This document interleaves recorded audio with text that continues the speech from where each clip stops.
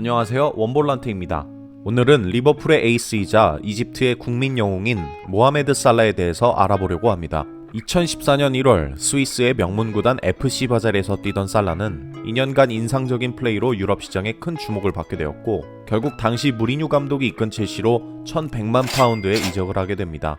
첼시 이적 후 후반기만 뛴 살라의 첫 시즌 성적은 10경기 2골 1도움, 주전으로는 6경기밖에 안 뛰고도 2골을 넣었으니 다음 시즌 활약을 기대해볼 만한 성적이었는데요.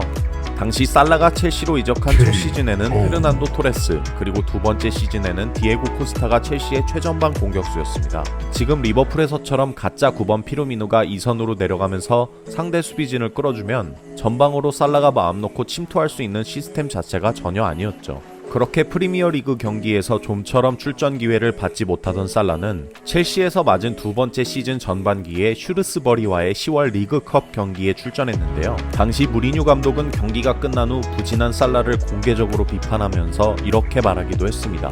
리그 경기를 안 뛴 선수한테 기회를 주면 내가 고민을 하게 할 만한 경기력을 보여줘야 했는데 오히려 이 경기를 보니까 고민할 게 없어졌다. 결국 살라는 첼시에서의 두 번째 시즌 도중이었던 2015년 1월 첼시에서의 부진을 이겨내지 못하고 피오렌티나로 임대 이적을 하게 됩니다. 시즌이 끝난 후에도 살라는 첼시로 복귀하지 않고 AS 로마로 다시 임대 이적을 가게 되는데요.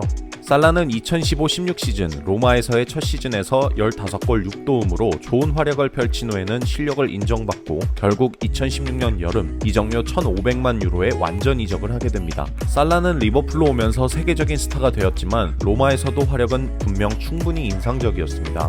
로마에서 살라의 두 번째 시즌 성적은 컵대회 포함 19골 12도움, 리그 성적만 따지면 15골 11도움을 기록했죠. 이 정도면 득점력은 이때부터 일정 부분 증명이 됐다고 볼 수도 있는데요. 그리고 얼마 지나지 않아 1년 후 살라는 옵션을 포함하면 최대 이적료 5천만 파운드에 드디어 리버풀로 입성을 하게 됩니다.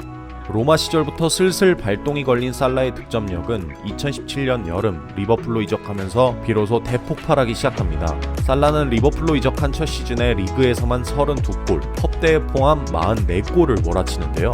살라가 리버풀로 이적한 시점을 기준으로 3시즌 동안 리그에서만 무려 70골을 넣어버렸죠. 이런 점을 두고 살라의 득점력이 리버풀로 오면서 좋아졌다는 얘기들을 많이 합니다. 하지만 세부 지표를 보면 살라의 득점력이 갑자기 상승했다고 볼 수는 없는데요. 대신 클롭 감독의 시스템이 과거 피오렌티나, 로마 시절과 비교해 리버풀에서는 살라가 더 쉽게 득점하기 적합한 위치에서 뛰게 해줬다고 표현하는 것이 더 맞을 것 같습니다. 살라의 피오렌티나 그리고 로마 시절 팀 최전방 공격수는 마리오 고메즈, 질라르디노, 에딘 제코 등이었습니다. 그리고 리버풀에서 살라와 호흡을 맞춘 최전방 공격수는 호베르투 피르미누이죠. 진짜 9번에 더 가까운 고메즈나 제코와 달리 피르미누는 가짜 9번의 교과서 같은 선수라고 할 수 있는데요. 클롭 감독은 유동적으로 움직이는 가짜 9번 피르미누를 중심으로 오른쪽에는 살라를 배치했고 왼쪽에는 마네를 세워서 수비 라인을 괴롭힙니다. 살라는 깊은 진영에서 공을 끌고 올라오거나 플레이메이커 역할을 해야 했던 피오렌티나 로마 시절과는 달리 리버풀에서는 박스 침투와 공격 진영에서 1대1 돌파를 한 번만 하면 문전까지 갈 수 있는 시스템에서 플레이를 할 수 있게 된 것이죠. 살라의 유효 슈팅 비율을 보면 리버풀로 이적 후 평균 3에서 4% 정도 올라가긴 했으나 비약적으로 높아진 건 아닙니다. 갑자기 골 결정력 혹은 마무리 능력이 크게 좋아진 건 아니라고 해석할 수 있겠죠. 살라는 이번 시즌 프리미어리그 득점 상위 10위권 선수 중 슛 정확도에서 6위에 올라 있습니다. 골을 많이 넣는 선수들과 비교해보면 평균적인 수준인데요. 하지만 다른 기록들을 조금 더 살펴보면 살라는 리버풀 이적 후 3시즌 연속 상대 박스 안 터치 기록이 프리미어리그 최다를 기록했습니다. 이외 올 시즌 상대 박스 안에서 기록한 슈팅 횟수도 81회로 1위, 유효 슈팅 횟수 43회로 1위를 차지했습니다. 위와 같은 데이터를 토대로 보았을 때 결과적으로 리버풀의 시스템, 클롭의 전술이 살라를 상대 골대와 더 가까운 곳에서 움직일 수 있게 포지션을 교정해줬다고 볼 수 있을 텐데요. 이외에도 리버풀 이적 후 살라가 더 많은 골을 넣게 된 원인은 또 무엇이 있을까요? 우선 살라의 뛰는 폼과 낮은 무게중심을 꼽을 수 있는데요. 엉덩이를 실룩거리면서 뛰는 자세로 유명한 살라는 수비수가 공을 뺏으려고 하면 엉덩이를 보호 보호막으로 삼고 볼을 소유하고 중심을 절대 잃지 않는 피지컬 능력이 좋은 선수입니다. 프랑스 일간지 르 피가로에 따르면 살라의 최고 속도 탑 스피드는 시속 35km인데요. 그런데 살라의 스피드가 상대를 압도하는 가장 큰 원인은 단순 속도보다는 뛰는 폼에 있습니다. 잉글랜드 스포츠 연구소 EIS의 생체 역학 부서의 헤드 폴 워스포드는 잉글랜드 일간지 인디펜던트와의 인터뷰에서 이렇게 설명했습니다. 살라는 보폭이 굉장히 좁다. 다른 선수들과 비교해서 같은 거리를 뛰어도 발로 땅을 짚는 빈도가 훨씬 더 높다. 그리고 발을 다닥다닥 딛는 속도도 훨씬 빠르다. 발과 땅이 더 빨리, 더 자주 접촉한다는 건 상대 수비수를 속이는 방향 전환을 더 빠르고 쉽게 할 수 있다는 뜻이라고 말이죠. 실제로 살라가 2017년 여름 아스날전에서 골을 넣은 장면을 보면 하프라인에서 페널티 박스까지 뛰는데 발로 바닥을 짚은 횟수가 23회입니다. 프리미어리그에서 스피드가 빠르다고 소문난 엑토르 벨레리는 같은 거리를 뛰면서 18회를 기록했습니다.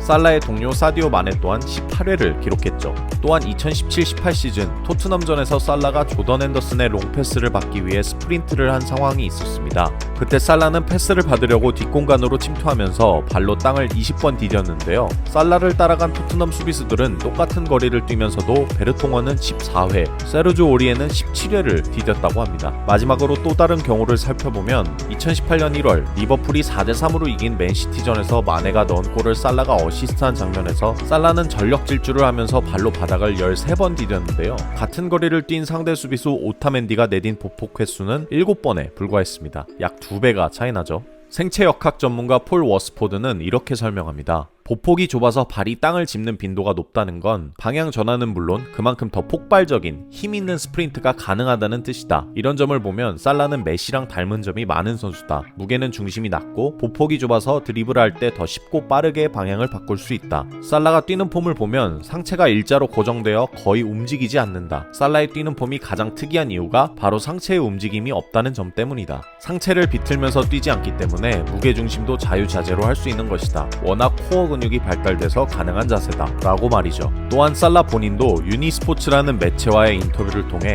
상대와의 1대1 경합을 붙었을 때 초반 3-4m 싸움에서 이기는 걸 매우 중요하게 여긴다라고 밝히며 스프린트에서의 순간적인 폭발력이 얼마나 중요한지 설명하기도 했습니다. 네, 이렇게 오늘은 모하메드 살라가 도대체 어떻게 갑자기 3년 만에 프리미어리그를 평정하고 이집트의 국민 영웅이 되었는지 알아봤는데요. 살라의 성공은 클록 감독 시스템 안에서의 포지션 교정, 동료 선수들의 최적화된 역할 분배, 그리고 마지막으로 살라의 신체적인 능력, 이 세 가지가 합쳐진 결과물이라고 볼 수 있을 것 같습니다. 이상 원볼란트였습니다. 내용이 마음에 들으셨다면 구독과 좋아요, 그리고 댓글도 많이 부탁드릴게요. 감사합니다.